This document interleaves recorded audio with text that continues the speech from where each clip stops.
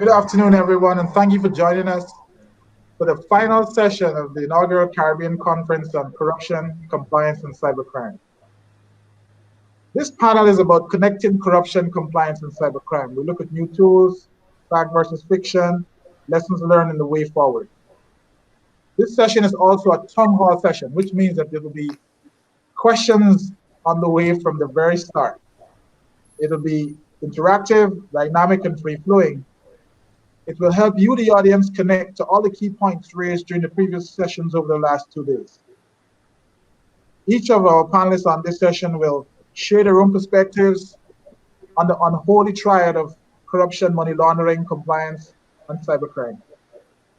They will help to demonstrate how they're connected from their own views. They will, for instance, be able to share on how cybercrime, for instance, can facilitate corruption and how corrupt proceeds can be laundered, and why it makes sense for us in the region to pay attention to these corrosive acts. Joining me today is a truly expert panel that will look at corruption, and for that, we have Dr. Omar Hawthorne from the University of the West Indies Manar campus, Josh Drayton from CARIMPACS, Joshua Drayton, his government name to be exact, but you'll hear us referring to him as Josh. Regional Money Laundering Compliance, Dawne Spicer from the CFATF will be joining us soon, or as soon as she's able to navigate the internet problems plaguing the region. We'll also have benefits from the extensive work of the FBI in their work in dealing with corruption and money laundering through Adam Storer, who is a supervisory special agent in the FBI's International Anti-Corruption Squad based in LA, and also with cybercrime through Jason Manar, who's a supervisory special agent based in Miami, the FBI's division on cybercrime, who has that division. I'd like to thank my panelists, and I'd like to encourage them to be as free-flowing in their questions as possible, and for you, the audience, as well, to engage with your questions. Where I'd like to start with is the corruption bit. And with you, Dr. Hawthorne, how important is it for an audience that is interested in learning about cybercrime and money laundering to also learn about corruption? Good. Thank you, Dr. Toussant and Boyce, in that there's an interconnection between cybercrime and corruption. And when we take into consideration that corruption by default is hidden activities, no one automatically report that I'm committing a crime, I'm participating in corruption. And it's how you move your money, your ill-gotten gains money when you're involved in corruption. And this is from the grand corruption scale. So by understanding the nexus between both and how it is not necessarily separate and apart, but the level of interconnectedness between both factors, and how by addressing them in a unison way, it would actually yield more results. So instead of looking at corruption as one separate entity and cybercrime as another, because quite often they're interrelated and connected. So it's how do we address it as a region and in wholesome fashion. Jason, not everyone understands the importance of breaking those silos Omar mentioned. But from where you sit, which covers both the front end and the back end, what's the importance of demonstrating, at least for the benefit of those persons who are just joining us and wondering why do we have a panel like this in understanding cybercrime? Well, first and foremost, thank you so much for inviting us. Thank you so much for allowing us to be part of the panel. But because cybercrime and the digital age that we live in is intertwined in our daily lives, it is within every economy. It holds all of our personal information. It is the storage house of our photo albums, all of our memories. It has become a repository of almost everything that is valuable to us. And yet, as a society and as an individual, oftentimes we want to push off responsibility to single individuals or entities. and not take ownership of learning for ourselves what we need to do to protect ourselves. So in the last conference that we just had, I made the analogy of we all had to learn within our companies how to set the alarm, how to lock the door, a process and procedure in place to keep things safe. That's all cybersecurity is. It's setting up a process in which, in order to keep our crown jewels, the things that we are endearing to us most, whether it's monetary memories, what's our own PII, to hold those dearly and to make sure that they're safe, and setting up a process that allows us to do it. It simply comes down to that. And because Cyber Touch is on everything, that's why we have panelists on corruptions. That's why we have panelists on fraud. That's why we could have panelists on anything within the government sector, social sector, because we truly are living in a digital age where our digital influence penetrates everything. Thank you. And Josh, the criminals are getting a lot smarter. They're educating themselves about how to both corrupt a politician as well as how to move their money through banks and to corrupt other officers along the way. Why is it important then for those professionals who are looking at least at one aspect of it also be able to look across to the other two? Thank you very much, Toussant. And again, thank you for inviting CARIMPACS to participate in this exceptional conference and timely conference. It's all about money. At the end of the day, if it's a cybercrime, what's the real purpose? To get some financial gain. It's corruption. It's also the same thing. So therefore, it's about following the money. And that's what we speak about all the time, that engaging in these conversations help us to understand, one, as I mentioned before, that these problems are not discipline-centered. They are cross-cutting. Cyber criminals utilize various vehicles in order to get money. They launder ill-gotten gains similar to those of politicians, because part of the whole game is being able to justify illegitimate gains. And so that process of entry, layering, and integration, which is money laundering, is really a part of the whole nexus. So anyone that is interested in what I will call anti-financial crime, which covers corruption, compliance, and components of cybercrime, should be interested in understanding the, as Omar said, the nexus between cybercrime and corruption. Thank you. And Adam, you had an international anti-corruption squad, but corruption couldn't possibly be the only thing that you look at. No, that's correct. We, again, thank you, Toussant, for having us. And it's been an exceptional conference. And for everybody that's out there listening, hopefully you've been able to get some takeaways from this. And again, as I always caveat, these are my opinions here, not necessarily those of the FBI as we talk. But it's a holistic approach. And we look at it on our investigations from corruption. It's not just the violations of the Foreign Corrupt Practices Act, which can charge the U.S. bribe payers, the U.S. interests, the companies, the individuals. We also look on the back end. We look at the kleptocrats, the foreign officials that are profiting from it, and then laundering that money through the U.S. financial system or into the U.S.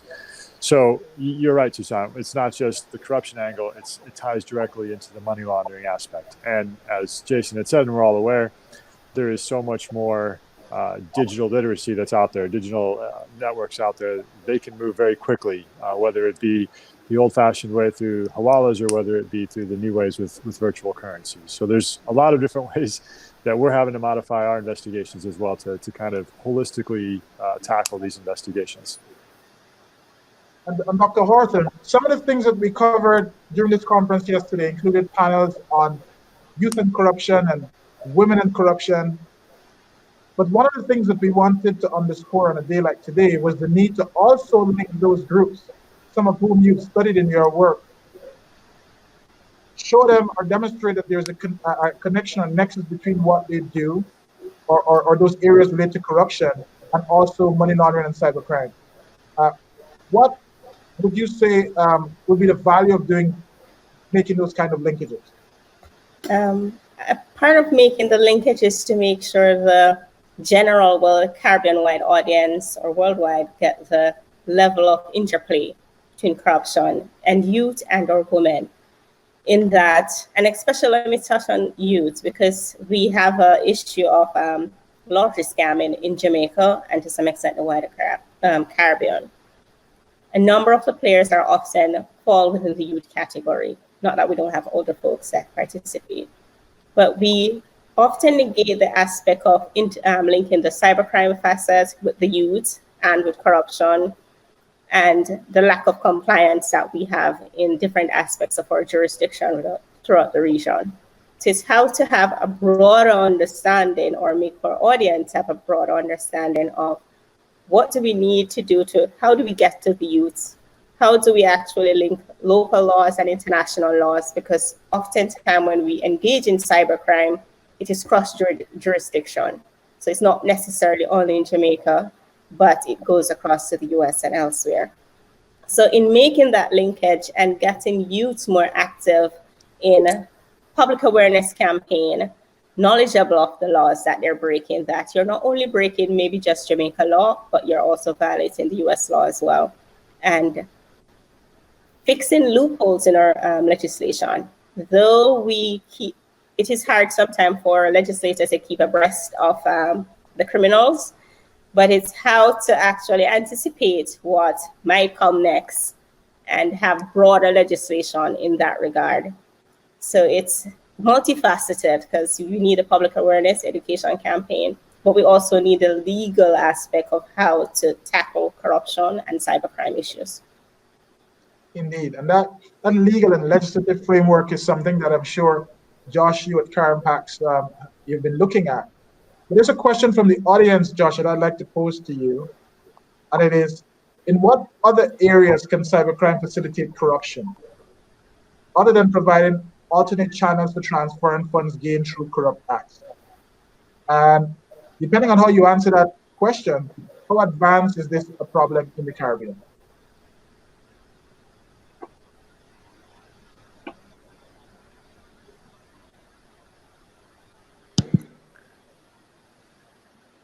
Your microphone, Josh. Thank you very much. So I'm on now.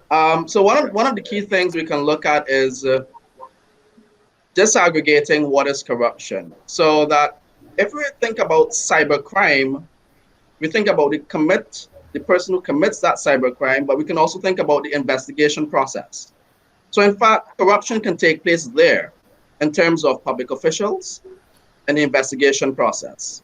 Corruption can also take place at the prosecutorial level, whereas bribes, etc., but also in terms of creating appropriate regulation and legislation. And Omar spoke about legislation and having that kind of thing. Sometimes political actors may in fact be involved in cahoots essentially with criminals to ensure that the legislation has certain gaps to facilitate certain kinds of activities, so that not only are we speaking about the transfer of funds, which is typical in terms of aid corruption to happen, and the acts is really the abuse of public office, etc., but the abuse can happen at different stages of cybercrime investigations, prosecutions, the development of regulations, and legislation.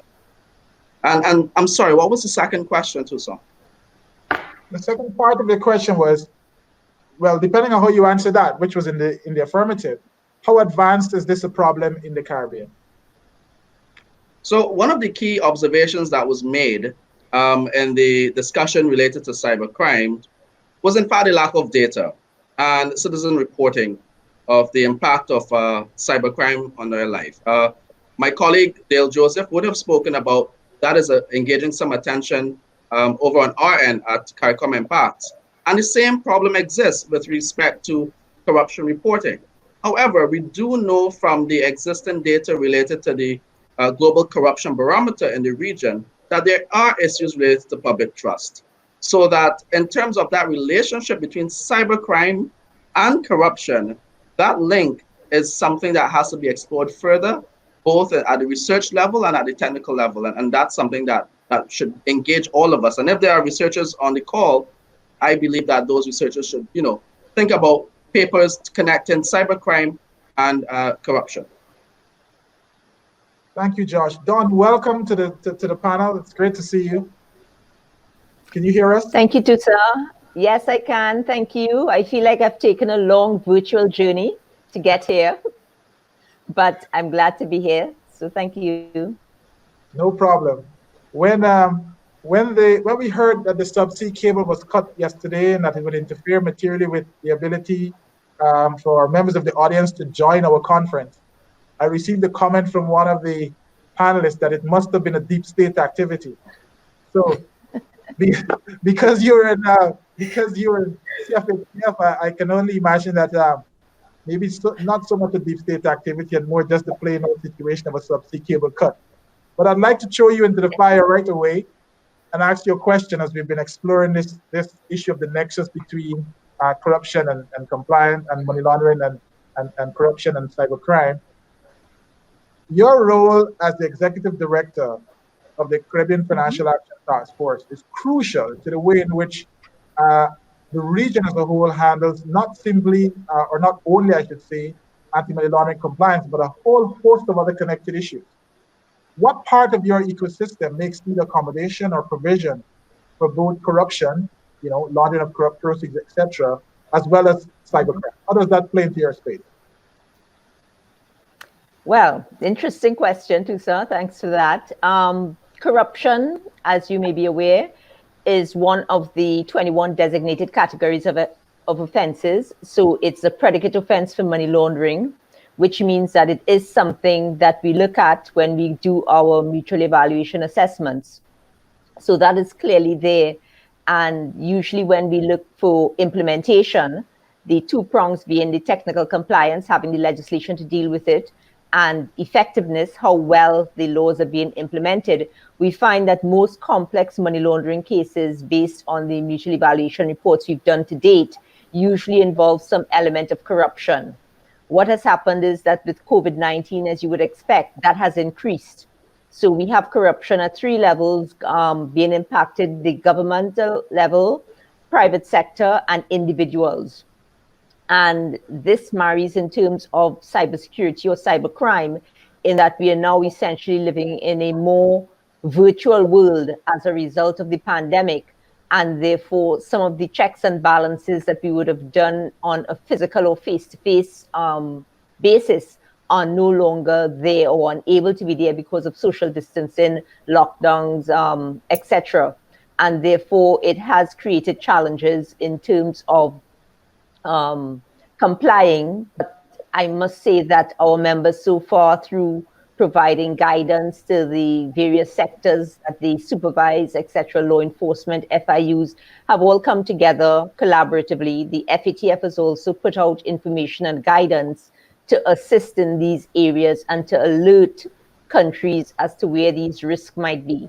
So I think just coming into the deep end of the conversation, that's what I would say in terms of how they are married together at this point in time. Just one more thing for us is the important look at politically exposed persons, and in the region, what that part plays in terms of the risk of politically exposed persons and understanding the risk. So the risk-based approach in terms of corruption, in terms of cybercrime, again, it's very important for countries to understand, identify, assess, understand what their risks are in these areas, and then put in mitigating measures to address those risks. Of course, the risk-based approach itself is something that is resource intensive. We have small states, limited resources, further limited by the pandemic, where we've had a diversion of resources. So it's a system of eventually everybody trying to catch up and trying to do as best as they can. And that is what we try to help the countries to do as best as we can. Seek technical assistance and training, give them guidance, and try and, bring them through step by step through the various processes. Adam, when those processes fail, or when the situations as described by Josh earlier occur, and those politicians are corrupted, etc., they come right your way, which is in the investigative space. I'm going to ask you and Jason the same question. What are some of the things that we in the Caribbean can better do, either as governments, policymakers, influencers, to better help organizations like the FBI help us to be better at what we do, which is connecting those issues across the board and also being able to do more effective investigations. What would you need from us? Thanks, Toussant. The biggest thing is just collaboration and communication. Jason can attest, and we all can attest that technology is fast, right? Very, very fast. However, our investigations, unfortunately, are not nearly as fast and take months, years sometimes to get to a resolution. But we have had success, and we see the most success is when we have great cooperation between the different law enforcement agencies. Internally, we work with IRS, the tax service. We work with Department of Homeland Security. We work with civilly with the Securities and Exchange Commission. So we have great partners internally within the U.S. government that we can reach out to. And someone had mentioned, lack of resources. Well, this is a force multiplier. And it's the same thing. I can give a couple of examples, like 1MDB or the Lava Jato investigations. And in both instances, the relationships that we had at the investigator to investigator and prosecutor to prosecutor level at the Department of Justice was unbelievable and absolutely remarkable. And that allowed us to share that data much more quickly. We had MLATs in place. We did a significant number of Egmont requests, and pre-COVID, we would have face-to-face meetings on a regular basis to say, hey, this is generally what we're seeing. What are you seeing? These are the areas where we need help. Can you patch these holes in for us with your data, with the information that you're receiving from your investigation? And as we work those parallel investigations, in the FBI, we call it cross-programmatic. I'm sure Jason, as a supervisor, has heard that term a million times over the last 2 years. And we work CI and cyber and criminal all together, right? We're not looking at it like silos. We are actually combining the resources of all those different equities. And it's the same thing in these investigations. So it's a long answer to your question, Toussant. But the more collaboration that we have, the more communication that we have on that personal level, on the agent-to-agent level, on the prosecutor-prosecutor level, it just expedites things. MLATs are great, but they can be very specific, and they can take months, if not years, to be returned. And the U.S. is just as much at fault as some of the other countries that we deal with. And so anything that we can do to speed up that process really helps it, because like Josh was saying, everybody does this for money. The sooner we can catch up to that money, the sooner we can seize and freeze it, and prevent those corrupt actors from benefiting from it. Adam, break down for the students and the audience, please, before I go to Jason. What are MLATs? And also clarify whether for those investigations you need to have a U.S. person involved on the Caribbean side. Correct. So I'll answer the second part first. For the Foreign Corrupt Practices Act, that involves a U.S. interest. And I say that generally. It can be a U.S. company. It can be U.S. individuals. It can be a foreign company like Petrobras that trades on the U.S. stock market. Activity could happen in the U.S. The bribes could be paid in the U.S. So there's different ways that we can investigate the Foreign Corrupt Practices Act. But in all instances, we do have to have that strong U.S. nexus. With money laundering, we prefer the money to come into the United States. However, we can offer great assistance through our correspondent banking relationships that we have.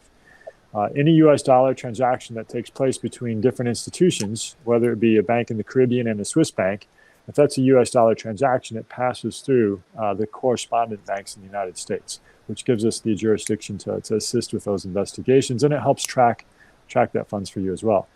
To go back to the first part of your question, Toussant, the MLAT is a mutual legal assistance treaty. The U.S. government and other countries have relationships where they have agreed in principle to share data, to share investigative material back and forth. It's a very formal process. When we go to formally charge somebody, when we indict somebody, or when we go to trial, we need official documents. And that's what that MLAT process does. They're more informal as you go through. Some countries don't necessarily have a mutual legal assistance treaty, but we have an MLA. We have an agreement, a mutual legal agreement with those different countries. And then you can do Egmont requests. You can do letters rogatory, which are court to court. It's the U.S. court reaches out to a court and say, Barbados, and says, hey, we need this information. Can you provide it through this letters rogatory? So there are ways more formally to get that, which are what we need at the end, right? If we're going to convict someone at trial, we need those formal documents. But it's those relationships that we can on the personal level, where we can get the data, the information, the background that we need to put in the formal request. Great. And just before I ask Omar, Josh, and Dawne about the legal and legislative framework required to facilitate that level of cooperation and those connections, I'd like to ask Jason. Jason, you don't necessarily need to have a U.S. person to be able to connect with us in the Caribbean, do you? Right. So education, for instance, be one way to do it.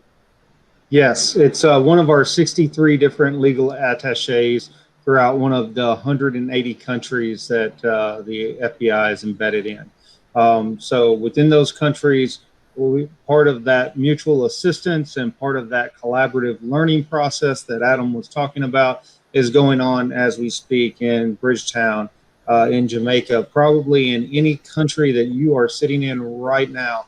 There is a U.S. representative with the Department of Justice and the FBI that has those relationships to be collaborative. And I say a collaborative effort because we learn as much from you guys as you potentially learn from us. So it's about pooling those resources. So whether it's our computer scientists, whether it's people with specific technical know-how that need to, surge for a specific event, with your country's obvious permission and cooperation, we would be happy to, come in, assist, provide training or anything else, just as they have done with us on various matters. So it is one of those collaborative events and exercises where we realize the value of having team members, like yourself. I want to really, really quick go back to the first question, just about 30 seconds.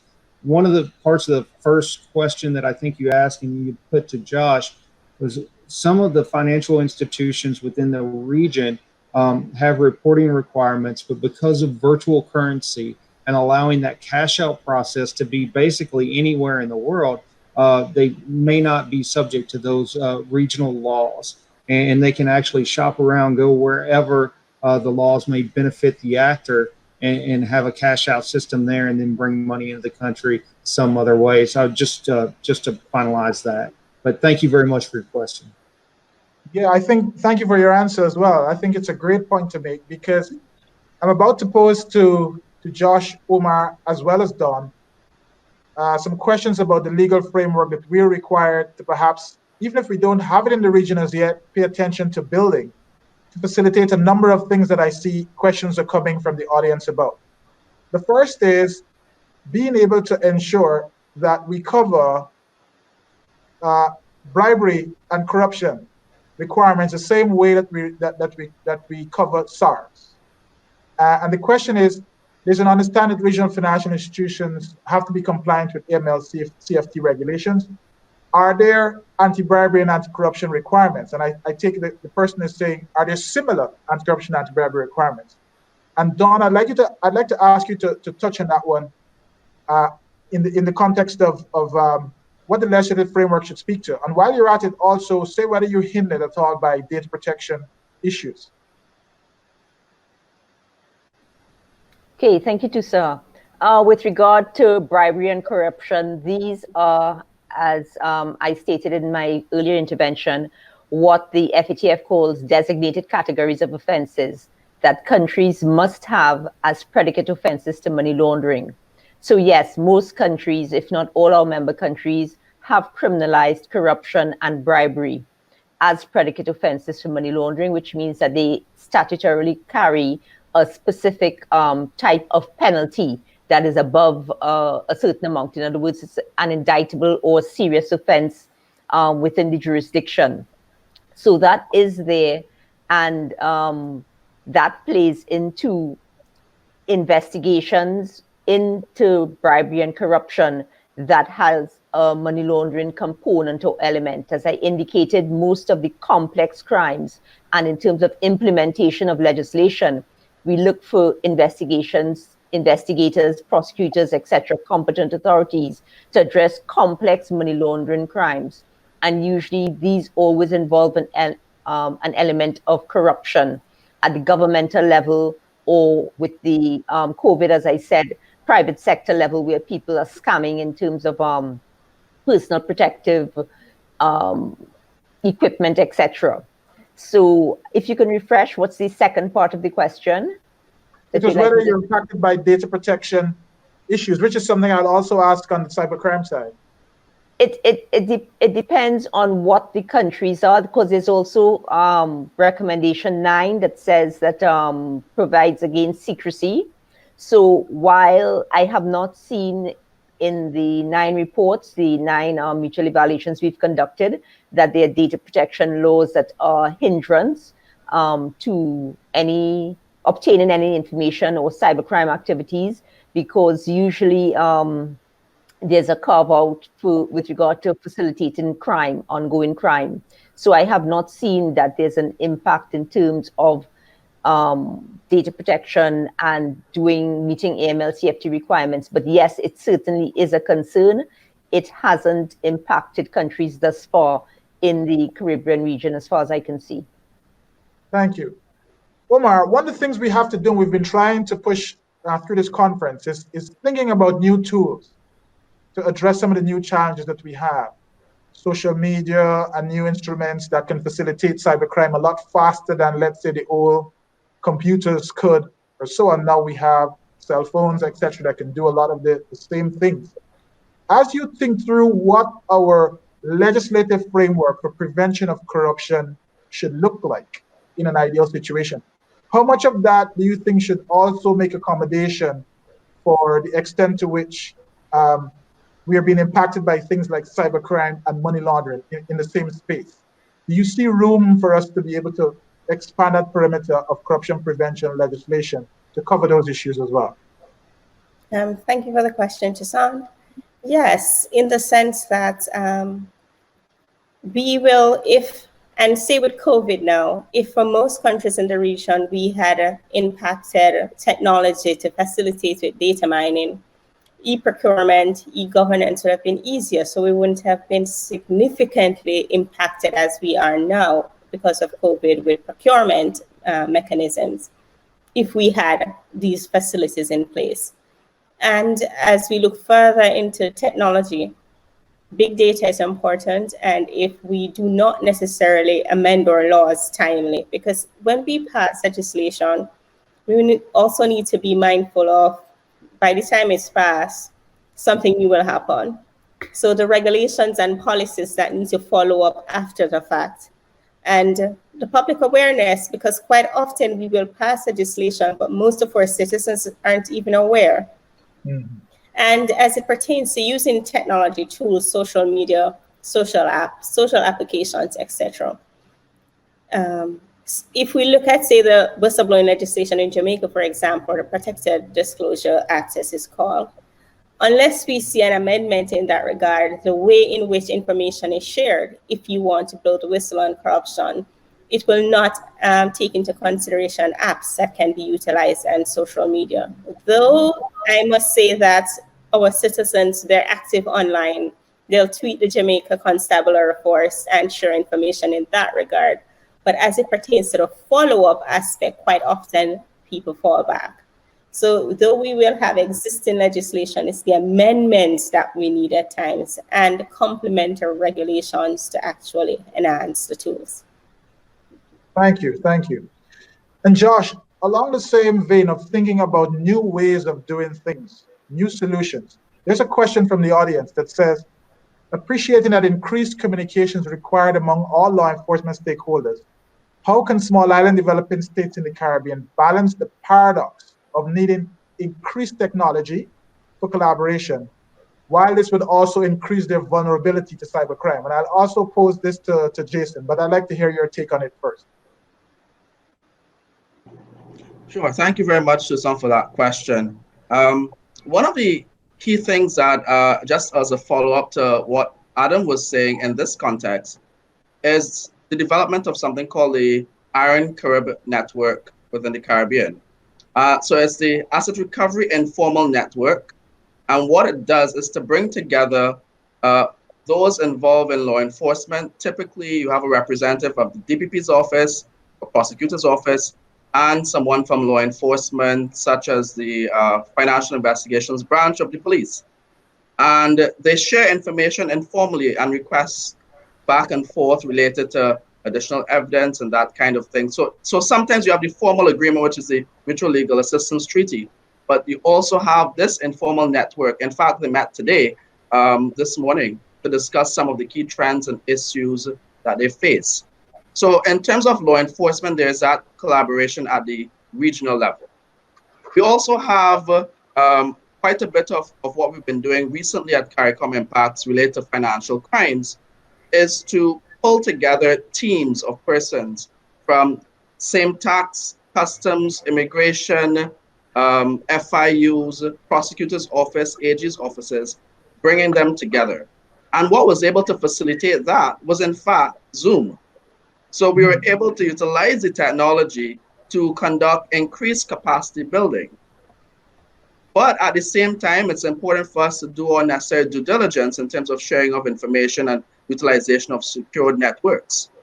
So I do believe that cybercrime could impact the work if we utilize the technology, but at the same time, we do have on our side at CARIMPACS a cybercrime policy expert who came out of the Trinidad and Tobago Police Service. So what we find happening is that we're able now to join these two areas, and we work very closely together because there's that understanding of the relationship between financial crimes and cybercrimes. Thank you. Thank you. Jason, more technology means greater risk of being compromised. I think that's what the questioner is saying, particularly as relates to cybercrime. And Josh spoke about how it's being done at the level of a regional institution, but tell us a little bit more about how that poses a challenge for other types of regional organizations, from everything as unsophisticated as a school to, say, even more sophisticated institutions like banks.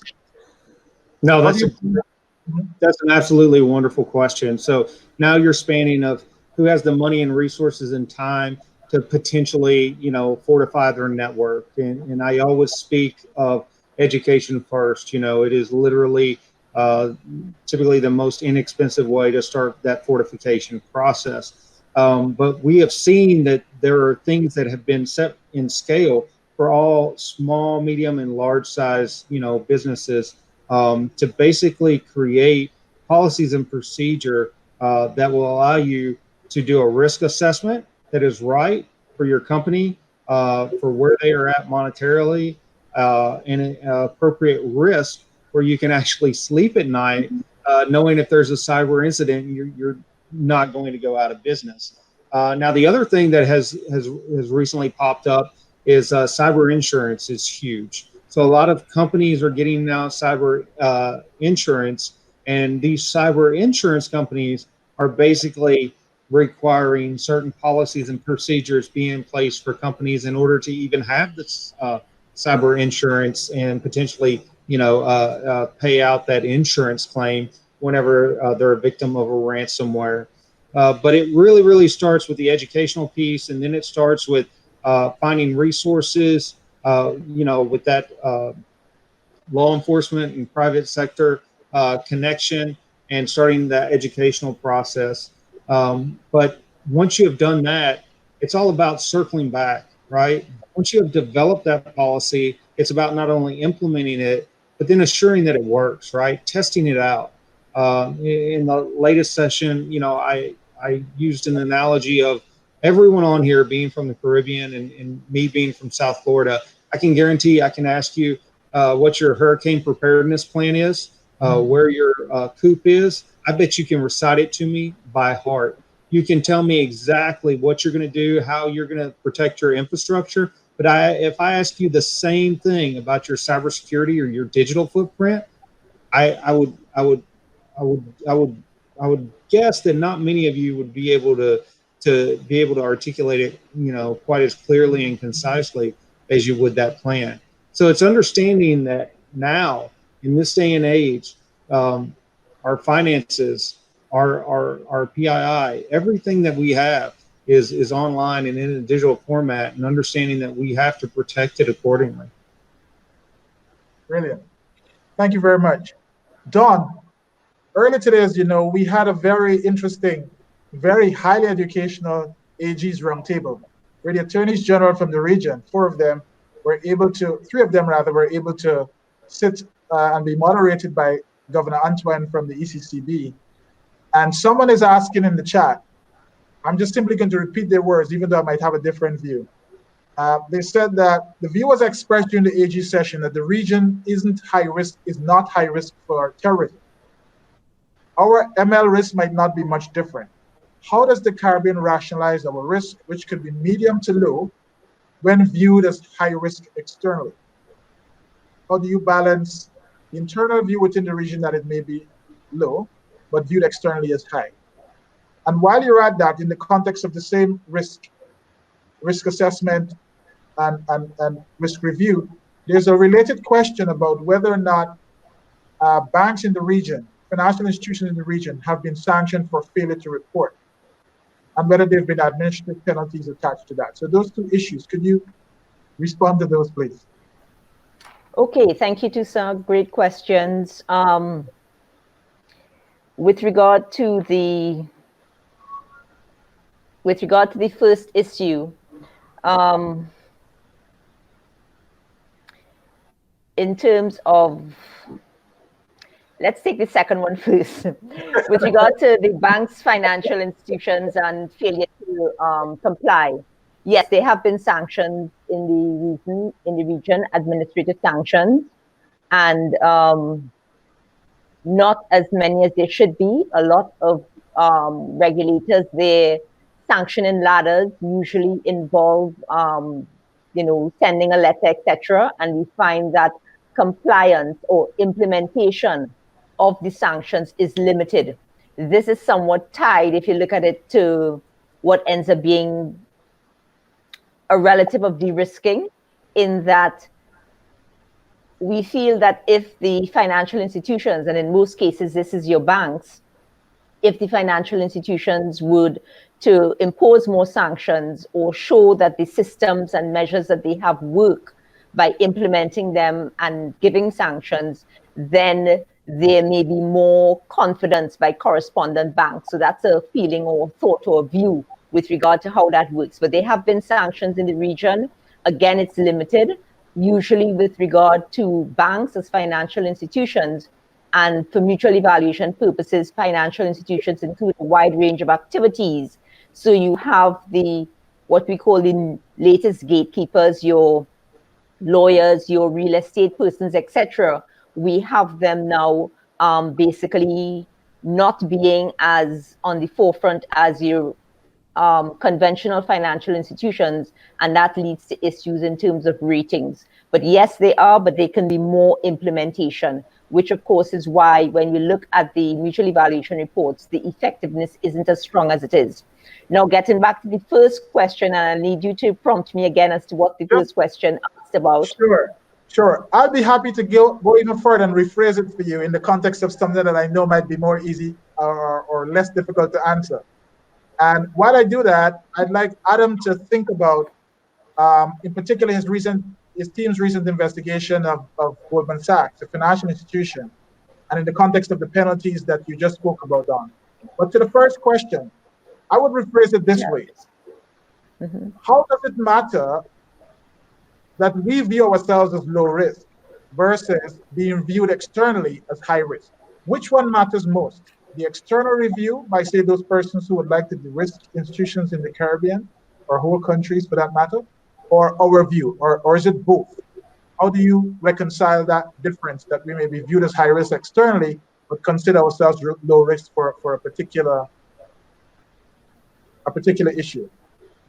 On a risk-based approach, the view that should be prevalent should be the regional view, the country's view in the region.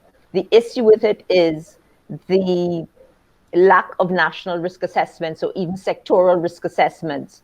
So countries may say, sectors may say that their activities are not high risk or that they're low risk or medium risk, but there is no national risk assessment that actually shows that. And that's the issue. So while countries are getting better at having national risk assessments, most of our 9 countries that we've evaluated or assessed thus far had their evaluations without having a national risk assessment in place. And you're being assessed against something that has a risk-based approach. So then the assessors have to start looking at what countries outside think of that particular jurisdiction, what their experience has been with that particular jurisdiction.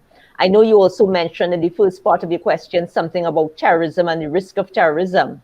And while the risk of terrorism in the region may be low, and not only a perception, but may in fact be low because we don't have, fortunately, bombs going off, etc. What that is usually miscued with is terrorism financing and whether the financial system is being used to funnel funds through it. So people hear terrorism and they say, well, we don't have terrorists, we don't have certain types of situations, but it does not mean that you don't have terrorism financing, in that money isn't flowing through the financial system that goes towards terrorism. We have a low level of, I should say, we have issues with, for instance, recommendation 8, non-profit organizations, and that is one of the filters globally that can be used to finance terrorism. So again, you see, having a risk assessment and being able to explain this is where the issues are, and this is why we think this is high, medium, or low, and this is what we're doing about it, will benefit countries. And as previous speakers said, the important part of that is an ongoing collaboration between your public and private sectors to get it right in terms of national risk assessment and in terms of implementation. That is key in the region, even given the limited resources that we all have. Thank you. Jason, I'm coming to you shortly with a question about the dark web. But first, Adam, you've just been involved in, or your squad has just completed work on one of the largest and highest profile investigations in the world, the 1MDB investigation that led to certain administrative sanctions and financial penalties against a very prominent financial institution. Even though mercifully, as far as I'm aware, no part of that included funds passing through the Caribbean. What can we learn from that, from the perspective of being able to connect, say, money laundering and corruption? What can we learn from your work on that particular investigation? If you care to, you can name the institutions, etc., involved and what your squad did. Great, thanks, Toussant. Yeah, and thank you for the recognition. Phenomenal work done by a large team from the FBI. And when I say large, I think we had 3 case agents and 2 financial investigators. And they were able to successfully work that. But the reason it was so successful was because we relied very heavily on our international partners. That case came to us a couple of different ways. One through financial reporting, and at the same time, there was an investigative journalist report. And so they kind of laid out a lot of the schemes and identified many of the companies. So that allowed us to go back into the financial data to kind of pull out and start to piece things together. From the beginning of that, we had phenomenal cooperation with folks in Singapore as well as Swiss authorities. And both have had historically issues with secrecy laws, when it regards to the financial sector and law enforcement. At times has had challenges in gathering the data. But in this instance, they cooperated almost fully and definitely extensively with our investigations. So those are the first people that went through. The issue that we faced initially from Malaysia is that even though the Malaysian Anti-Corruption Commission there, the MACC, wanted to get involved, the prime minister who was involved with all of this was still at the helm. And about a week after he was voted out of office, then they charged him in the country. And the Malaysians charged him in the country, and the level of support that we got for our investigation really took off as well.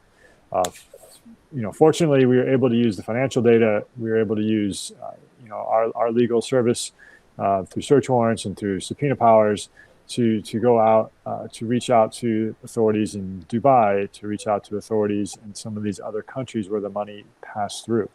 So the biggest success with a lot of that was actually relying on Egmont request and the FIUs in these different countries, as well as going through our correspondent bank accounts and financial records here. And that was all enhanced by going out and meeting with members of these different institutions. The case agents have 1 million frequent flyer miles because they have been in Switzerland multiple times, in Malaysia multiple times, in Singapore multiple times. They had face-to-face meetings where they had actual conversations. So the biggest takeaway from that is the financial records are there, but you still need someone to explain what's going on, right? You need the story behind it. And the financials tell one story that's irrefutable, but you need the context to go with it. And by reaching out to the international partners, we were able to get that context and allowed us to be so successful. And like you said, with Goldman reaching, as far as I know, it's the first time in their history they've actually admitted wrongdoing and took a criminal penalty. And so great team effort, great work. But it wasn't just the FBI; it was all these other entities and organizations around the world having conversations on a continuing basis. Great. So for the person in the audience who asked that question, I think there is a lesson there about the extent to which the fruits of good investigative work can lead to different types of administrative penalties for banks. Jason, this one is for you. It's from the audience. And it is, oops, I lost it for a moment. How prevalent can you say is the use of the dark web and virtual assets in the Caribbean, considering a strategic position as a transshipment point for, among other things, human trafficking, drug trafficking, and illegal wildlife trade? So I am going to take this as a worldwide view. I know you really want me to do it for the Caribbean and Latin America, but here's where the more that you look at criminality within the dark web, the more that you find. So if you're not particularly searching for it, looking for it on a continual basis, you may think that it's not there. What we found, and I'll give you a microcosm from here in South Florida, is when I originally got here about 6 years ago, we personally had not worked the dark web investigation.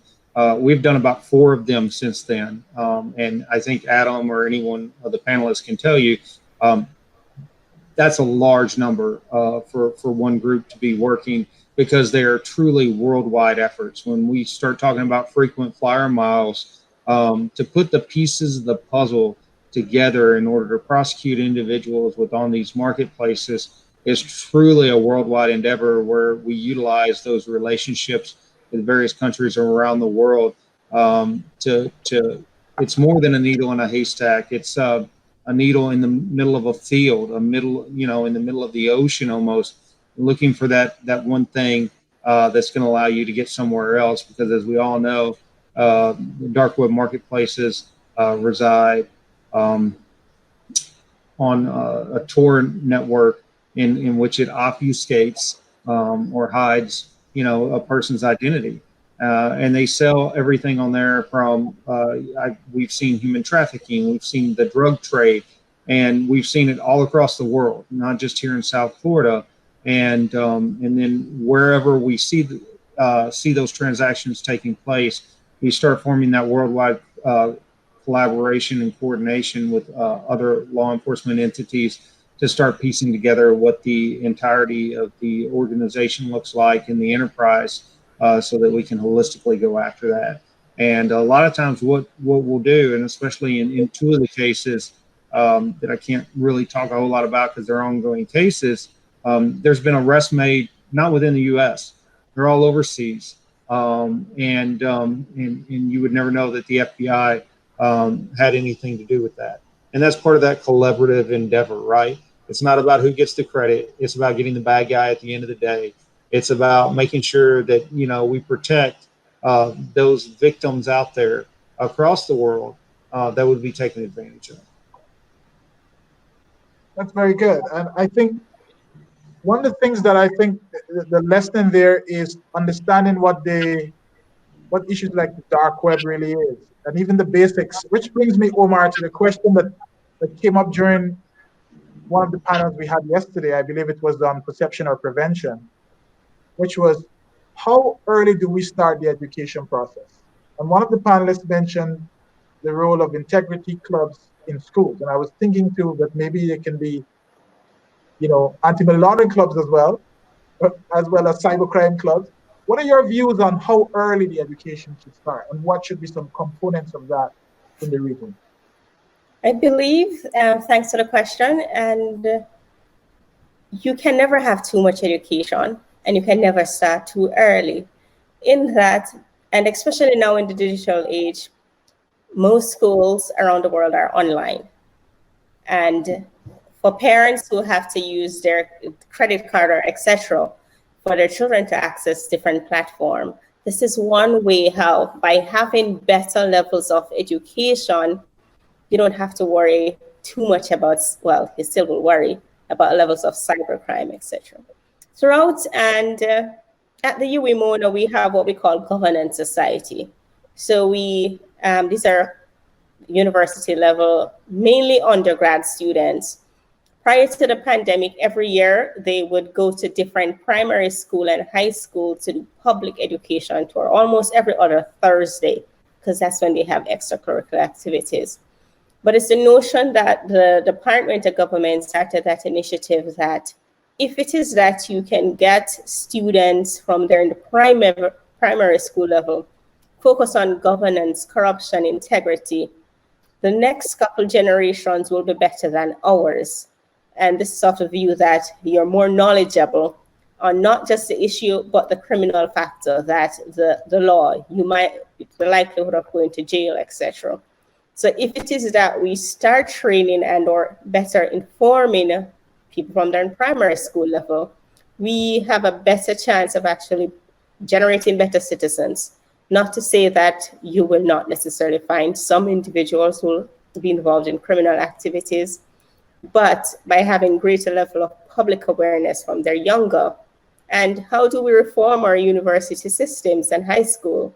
Do we need to actually have ethics training courses that deal with compliance from students who are in the high school level or at the university level? So it's how do we modernize our education system for the 21st century and going forward? What courses do we teach students? The modules, how does it affect them for real life? So it's how do we adjust and not stay static as the world changes? Brilliant. And let me just add real quick. Please take your time. Don't rush it. Go on. She hit the nail on the head. Absolutely hit the nail on the head, because we see across the world that children get into this in middle school, high school, and if they don't have the wherewithal to understand what they're doing, they just think of it as a game and a challenge, and they don't understand the morality of it. So you hit the nail on the head by really stretching us to think what cyber education is, and to really teach that moral imperative and that duty that we have. And the younger we get to these children and we teach them, the better off we're going to be as a society. So thank you so much for that. Just had to jump on. No, Jason, I wanted you to actually jump on because I was going to ask you a question in that regard before I get to Josh about, the younger generation are becoming a lot more familiar earlier with tools than we did. We started, our generation at least, with computers first. Today they start with iPhones and iPads from a very early age. What is also happening is that there has been increased in the Caribbean in persons looking, particularly with the onset of COVID, for alternate ways to make a quick buck. And one of our earlier panels, well, multiple of our earlier panels, I believe, dealt with this issue of what we call Toussant schemes, which are just pyramid schemes, to be honest, pyramid and Ponzi schemes. But from your side, what I wanted to get from you is a sense of how should we be thinking about the curriculum in schools to do two things. First of all, educate around the proper usage of digital tools as well as more electronic tools, number one. And also issues related to financial literacy, protecting the money that you've earned, etc. How should we be thinking about those in the region? So, great question. So first and foremost, let me just say I was reading just the other day where the Caribbean and Latin America within the next, I think it's not even a decade. I want to say the next 3 to 5 years has a shortfall of 635,000 cyber-related jobs, right? So that's first and foremost, getting that out there and sharing and teaching at the earliest possible age, you know, whether it's science, whether it's math, whether it's things that are going to relate to those cyber skills needed, you know, within the Caribbean and within the world. We want to make sure, I'm sorry, can you still hear me? I saw somebody say. I can hear you. Thanks, sorry. Adam, can you hear us? We instill that, I can. We want to make sure that we instill that in a very young age. And then as far as it's with monetary literacy, it's the same thing with, you know, teaching our children, teaching our families. But we need to explore when we start talking about, you know, teaching these concepts, not just put it on the government, not just put it on the educational system, but, you know, our family, our friends. I'm a firm believer in, and again, these are Jason Manar's, you know, my own personal theories. It takes a village, right? One of the things that I love about the Caribbean is the family dynamic and atmosphere.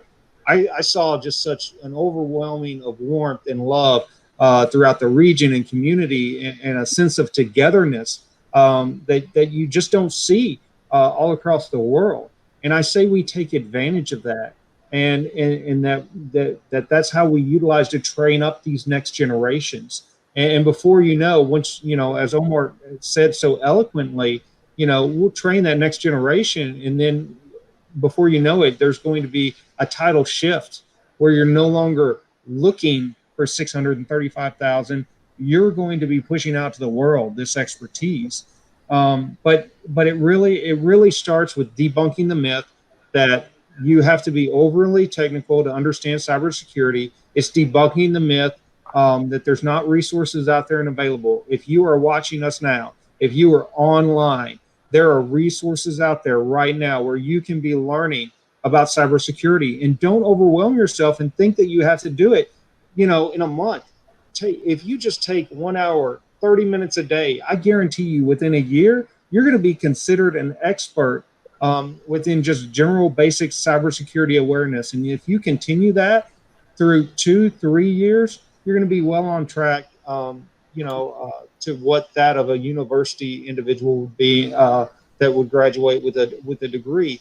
Now, I'm not saying that that's in place of, but I'm saying that's augmenting those other opportunities and educational opportunities. And one of the great things we've talked about, the horrific things that could potentially happen on the internet. One of the great things about the internet, one of the great things about the cyber world is there is more information now available to us than has ever been before. You know, in human history, it's literally at our fingertips. I remember even my generation going through volumes and volumes of encyclopedias, having to look things up. And now, you know, we have Google. Now we have the internet where we can go on and we can do tons of research within 5 minutes, what would have before taken me 5 hours or potentially 5 days. Thank you very much. And I think that's really some of the things that we really need to be thinking about, how we design curricula in the region, how we think about being able to inculcate into the younger generation an attitude, you know, as a norm, the need to be able to look across the spectrum. And before I get to Dawne about some of the more peculiar aspects of our legislative framework and what we can do, Josh, I have a couple of questions for you. One is from the audience, which I just lost, but I can go from the top of my head about it. It has to do with our ability to have our legal frameworks look actively at politically exposed persons, those persons who are entrusted with prominent public functions. To the extent that I know your work at CARIMPACS would cover both corruption as well as cybercrime, what are your views on our ability to treat with those persons who have proximity to the public purse and are more susceptible to corruption and therefore attract a lot more attention, or should attract a lot more attention from our financial institutions and other areas? Have we covered them adequately, Josh? So there are two ways to look at this. One is in terms of what Dawne referenced earlier on, related to PEPs and the requirements for financial institutions. And on the other hand, you have the requirement for government regulators for persons who are considered those in public life or those exercising public functions, typically considered to be integrity legislation. So I'm going to, because we've spoken quite a bit about the AML sanctions related to PEPs and general regulations, FIU, etc., I'm going to touch on specifically things like the integrity commissions in particular and being able to do their job. One of the key things has to do with enhancing public reporting. So that I mentioned on my panel things related to procurement practices, being able to engage with these public institutions effectively. And quite often you have registers that are kept at commissions where the public may have a requirement in that law to go physically and look at the register. Typically, you have two forms, Form A and Form B. Form B is about your registrable interests. Form A is your financial information, which is not shared with the public. If we look at the Form B, the requirement for someone, especially now in COVID times, to go in physically into an integrity commission, to then ask, let me see what are the registrable interests of this person, shareholder interests, company ownership, directorships, etc., then of course we recognize that is prohibited. So that part of it is being able, again, we talk about technology, how to utilize technology to have, let's say, an open register for those in public life. The other challenge is the net. The net in terms of how far down the ladder do we go when we think about, so you have politically exposed persons, those involved in politics, belong to political parties, etc. But then you also have those high-level bureaucrats that are covered in integrity legislation. So I think part of it is trying to figure out an appropriate code of conduct that is enforceable, because quite often codes of conduct are not enforced by legal sanctions. So enhancing that component would assist. So those are my key areas in terms of how to enhance existing systems. I do think that PEPs are on the radar. Unfortunately or fortunately, I am a PEP, so PEPs are on the radar. Yeah. So I don't think that is an issue. I think that the question is, how then do we ensure that public oversight and reporting, because quite often we hear, and Philmore would have mentioned it about whistleblowing and having requisite whistleblowing legislation in order to increase public reporting. And that's always the problem. The problem is not just being able to look at your declarations, your income, assets, and liabilities, your tax, how much you pay in taxes, etc. But really, how do you engage in a wider system of public accountability? Because there are times that investments are made, favors are done, money may be delayed based on political office, right? So that you have these kinds of things that happen. And the question is how do you ensure that there's appropriate reporting and there's action for reporting? So that would be my comment on that. But and if there was, what would you say maybe either from within or outside of the region, sort of best of breed kind of example as to how it's done? Someone on one of our first panels, the perception panel, I believe it was Professor Soberall, pointed in the context of discussing cultural norms to the fact that, I believe it was Switzerland, he said, only recently, maybe a few years ago, legislated anti-bribery, and Omar will correct me if I'm wrong, if I heard correctly, certain anti-bribery legislation. And we know that there's some cultural aspects that we have to look at in the region, but are there any good examples within the region or from outside of the region as to what you think might be a good framework that balances both a good infrastructure as well as the type of transparency requirements that you're speaking to? Sure. So I think that we have good legislation. I think this is something that is recognized also with CFATF and Dawne in terms of mutual evaluations. We have good legislation, but what tends to be the biggest challenge is, in fact, the effectiveness of that legislation to capture. So if we were to ask ourselves, how many persons have been prosecuted throughout the region for breaches in integrity legislation? Give the example of Trinidad 2, and okay, what happened to those cases? They were thrown out. So if you were to ask yourself, are we having the effectiveness of implementing those laws? Then there's another question, you see? So I don't think it's a legislative issue. And I agree in terms of the role of legal and in particular social norms in creating an environment, building an environment of trust, building an environment of public reporting, and that kind of citizen engagement is an important characteristic. I think that in most of the Caribbean jurisdictions, we have people talking that they have an idea of corruption taking place, but quite often, nothing happens. Why? And that's a big question. Thank you very much. And Dawne, I'd like to come to you with a few. One relates to mutual legal assistance. It'll take you slightly outside of the pure anti-money laundering sphere.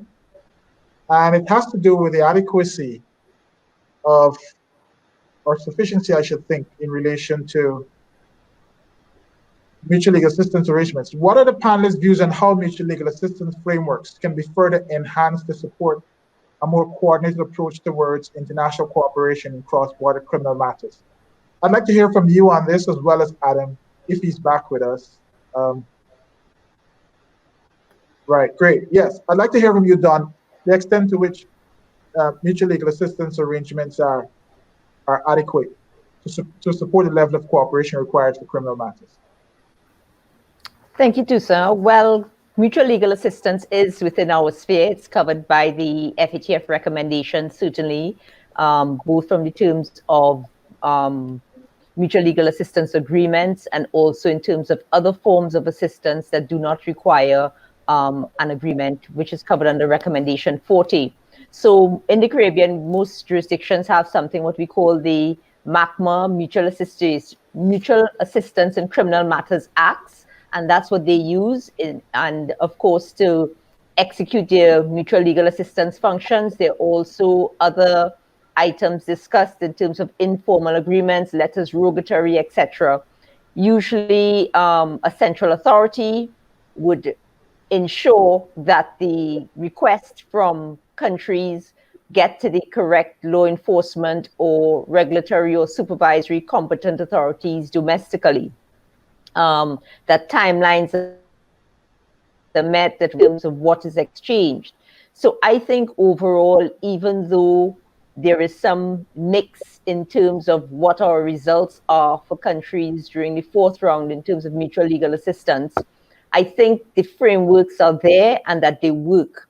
What we have is issues of lack of cooperation or coordination with requesting countries. So it seems that sometimes it's almost a one-way street. So when larger countries outside the region ask for information, we in the region, we respond and we send information, but it doesn't work exactly the same way or the same speed when smaller jurisdictions ask larger countries for information. And then sometimes there is a disparity in terms of what the requirements are, whether the case has been prosecuted or not. So these little intangibles go towards not having an effective system as one would like. And of course, because it's mutual legal assistance, it has to be mutual, it has to be work on both sides, there has to be dual criminality in terms of having the same types of offenses, etc. And the downfall also is where countries don't have all the offenses as predicate offenses, and they therefore can't share information in that regard, or where they're barred to sharing information either domestically or the system is such that it's not well coordinated internally. So again, I think the legislation and the legislative framework is there. Once again, it's the implementation of that legislative framework on all parties and understanding, having discussions, whether it be informal and then putting it into a formal request, what the limitations are. Thank you very much. And before I get to Omar with some questions on how corruption feeds into this conversation, Adam, do you think, because you are actually practically speaking involved in this area, that the MLAT arrangement go far enough? And if not, what enhancements would you like to see based on the question from the audience? No, thank you, Toussant. And Dawne really highlighted a lot of the necessities for it, some of the issues that we have, and the dual laws and the relationships back and forth between the countries, and able to actually effectuate them. For the U.S., almost all MLAs will go to DOJ, and then DOJ will then farm them out to the various local courts, whether it be a New York court or a Miami court or an LA court, depending on where the activity would take place. The interview, the assistance would be required. And then also DOJ has a little bit more over or insight into which agencies are working at, whether it be Department of Homeland Security or FBI or this or whatever agency it may be. And whatever the request might be as well. If it could be tax records or something. So that's just a little bit about how this works. One thing that I found that's been the hardest part about the MLATs is kind of two-part. One, it's the details. Every MLAT requires specific information. For example, we could send it to one country and we could have a name and a passport number, and they will be able to track this individual, provide us financial records for it. You could send that same MLAT to another country requesting records, but you would need the name, the date of birth, the bank account number, the date the bank account was opened. So there's a lot of information that needs to go into that MLAT. Unfortunately, we may not have that at the time the MLAT was requested, which kind of brings me back to what I had said earlier, is like you need that informal connections. You need either through the EGMA or through the legal attaché offices or the interactions with the local prosecutors to actually understand what is needed in that MLA, as well as the identifiers to put into the MLA as well. Just as we wouldn't want one of another country's law enforcement coming in doing activity in our country, investigative activity, it's the same way. And so those MLAs, they allow us to engage in investigative activity with concurrence from the host country. So we could go into, say, for example, in Jamaica, and we could conduct interviews of subjects in conjunction with or with the approval of those host countries. So it allows us to further those investigations much more significantly, much more expeditiously than without them. Thank you. As we approach the last 10 minutes of our session, I just have some more focused questions, and I'd like to start with Omar.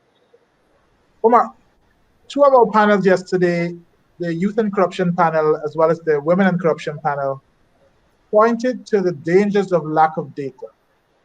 And a lot of what we're talking about here would be sharing data at the micro level, but also our ability in the region to develop data sets at the macro level. One of the panelists on the Women and Corruption panel pointed to how women are double disadvantaged by this lack of data. One of the areas that you mentioned earlier as well was the efficacy of whistleblower mechanisms.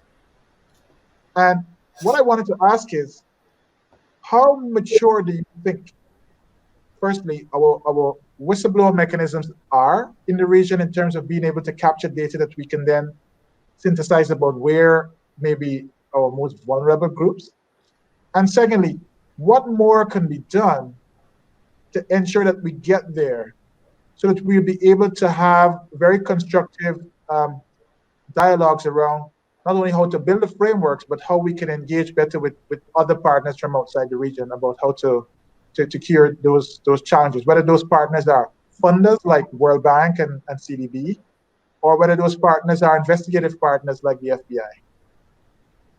Oh, good. Thank you for the question. Data. From a government or governance point of view, in order for your government or any government in the region to make policy decisions, they need data. In that, because you'll be operating blind or just going off gut instincts without actual data to help form an informed opinion or view to drive your policies one way or the other. So yes, we're lacking in the region in that regard. Some inferences can be made based on snippets of data, but it is not holistic. Because though my colleagues and I did a youth survey on corruption perception in Jamaica in 2016 over 2017, and we haven't done one since, and one wasn't done prior to that. But it's the whole notion that sometimes we will start and then we stop, clearly from lack of funding. But in order for policymakers to make better policy decisions, they need to actually be informed by data and proper research. As it pertains to even whistleblowing legislation, not just in Jamaica, but across the region, we have beautifully written legislation. But, and the but which comes after it is that the enforcement, the awareness, the education campaign, and even from 2011 with the protected disclosures in Jamaica, that was the legislation, it hasn't been used. We have the cultural aspect of the inform of the dead culture, but also the lack of trust in that if you share the information, you're not just worried about losing your job, even though the legislation is designed specifically to protect you from losing your job. But not just losing your job, it's a small community, it's a small island, and the region is small, so you're afraid of your social and political capital that you lose, and job security. But once we passed legislation, and in this regard, we took almost 2+ years to put regulation in place. And even so, most public and or private sector entities just now, they haven't implemented the legislation themselves, even though they're required to. So there's no sanction for not doing it. So you don't have a policy in place internally. So if your employees need to blow the whistle, they can't do it. And to break down the legislation from the technical legal term to the understanding where the basic average citizen will be able to understand it and how to use it.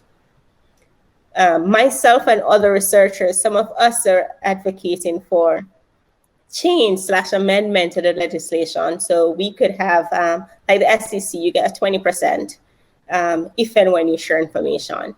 And using, say, Nigeria as a comparable country to some extent for cultural reason to the region, where in 2016 or 15, I believe, they enacted a policy where you get a 5% reward.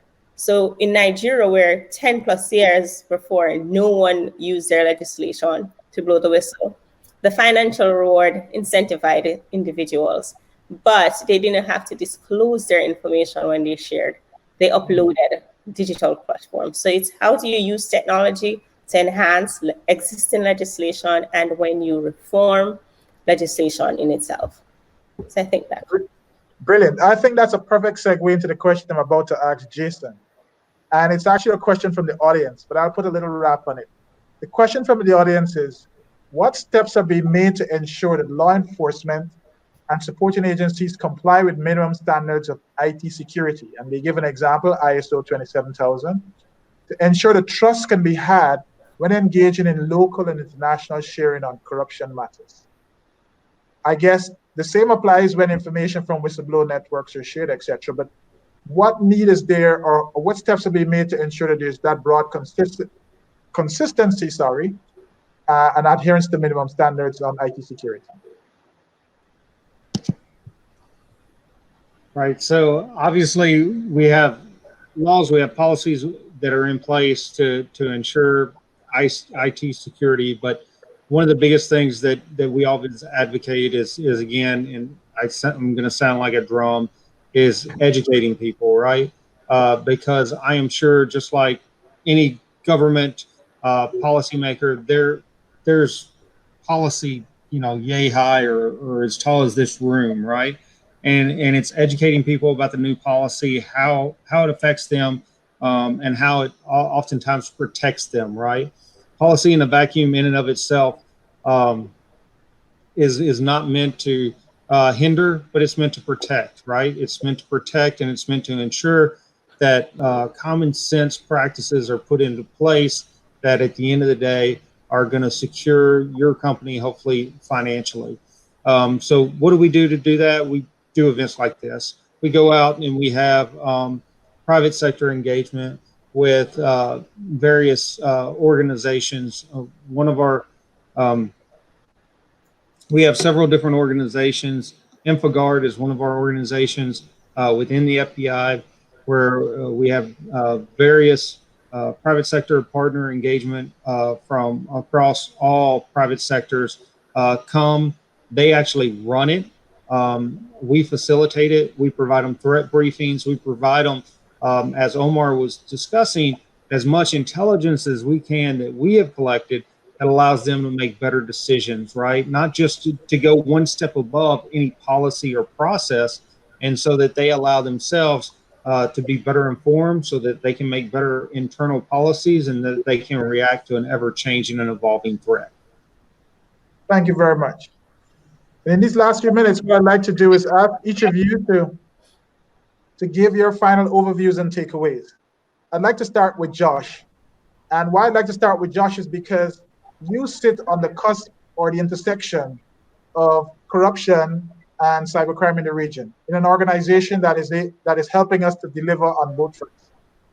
What would be your final takeaways to an audience that's interested in hearing about how corruption, cybercrime, and compliance are connected? So thank you very much, Toussant. And what I want to say is to reiterate some of the things that we're doing at CARIMPACS on the cybercrime front, as well as the financial crimes front. So in terms of the cybercrime, you heard about gap analysis that was done in terms of existing international frameworks, as well as domestic legislation. And I think that's important in terms of understanding the lay of the land. A similar thing has been done with respect to specifically financial crimes and asset recovery under the next component that I've provided oversight on. And that is really to get a sense as to where there are differences in legislation. And you would have got a sense of that through the Mutual Legal Assistance Treaty debate that happened just now. So part of it is understanding the lay of the land. The other thing is public education. That seems to be a common thread throughout. There is a need to ensure that all of our stakeholders, citizens, the private sector, government officials, are informed, not only those who are addressing it frontally, but those who are on the back end, those who provide support services. What is corruption? Why is cybercrime important? What are the risks? And why is compliance important to building a more robust financial sector and sustainable development within the region? But the other challenge that we have that came out again was the need for more research and data.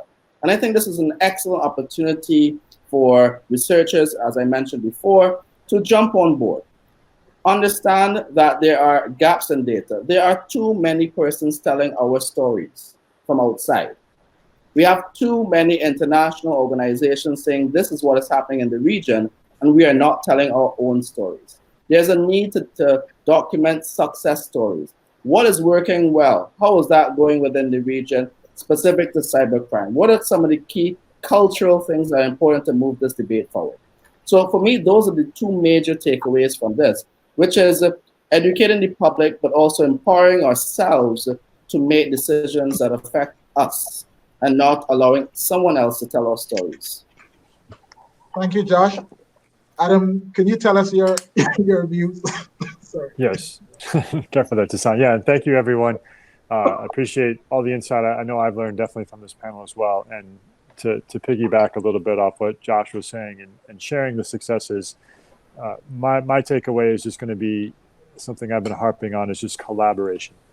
We all have to work together. We all have limited resources, limited insight, but collectively, holistically, we can solve this problem. Right? We're fighting an uphill battle against corruption, against cybercrime, right? Against money laundering, but we are successful individually in what we do, and we will. The more collaboration that we have, the more increased collaboration that we have between these different agencies, between these different countries, between all the different stakeholders and equities, the more effective we're going to be in combating and limiting the corruption that we see.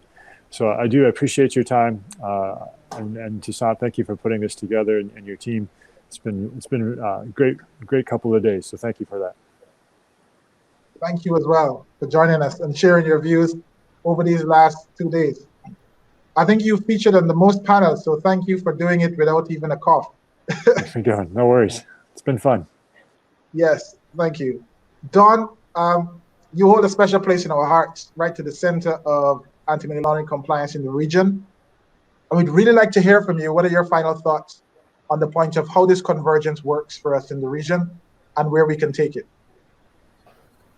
Thank you, Toussant. I agree with the previous speakers in terms of what the takeaways are. I'd just like to add to that there must be an implementation of the risk-based approach, understanding where your risks are as jurisdictions with regard to corruption, cyberspace is very important, so that you use your limited resources effectively. You're able to say, this is what we did, this is what we found, and this is why we are doing it the way we are doing it. And the FATF recommendations allow for that, so that where there's lower risk, you can put in measures that are simplified, and where there's higher risk, you take certain types of action. So it's very important to implement the risk-based approach. I agree, public awareness, education, that's a must and is necessary. And then effective compliance. We have basically a good foundation of laws in the region for these items. It's now to effectively implement them. And last but not least, private sector, public-private sector collaboration between the competent authorities with regard to these matters and the private sector.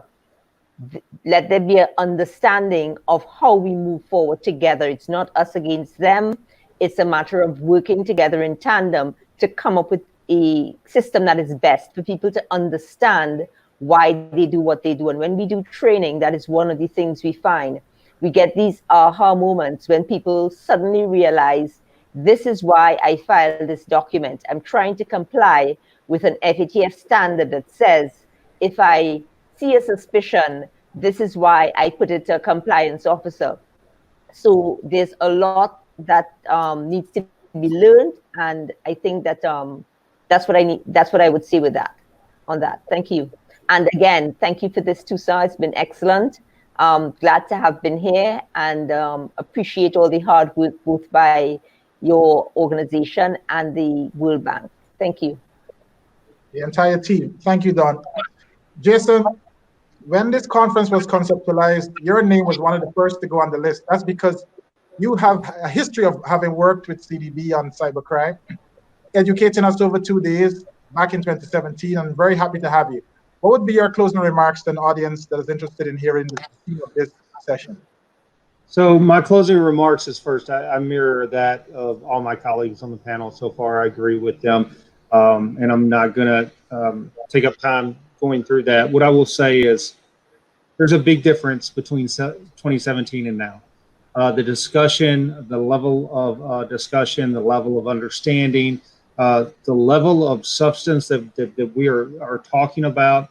And you can just tell with not only within the group, but the region, there has been a lot of investment in understanding and learning and growing and conceptualizing, what is cybercrime? What is this cyberspace? How are we evolving in this digital age?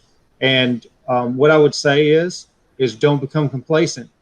Every single day, every single minute, the digital space is growing. So too should we, and so too should our innovation, and not just be reliant on compliance, not just be reliant upon what falls into the law, but what works best, as Dawne said, based upon our risk assessment. To allow us to set up those processes that are going to allow us to personally be successful, our companies to be successful, and our government and our family. Thank you very much, Jason. Well said. And Omar, over to you. I would say I sign off on the comments from all my panelists before, and my quick comment would be greater collaboration and improve communication throughout the region. So collaboration and communication. Thank you, guys. Thank you all very much. And I would like to thank the audience for sticking with us. Thank you all for joining us over the last 2 days in what was, I believe, a powerful exercise, the inaugural Caribbean Conference on Corruption, Compliance, and Cybercrime.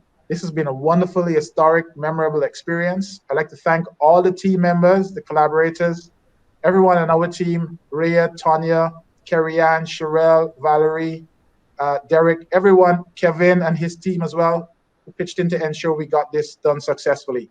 Thank you all. See you all next year. Godspeed. Thank you.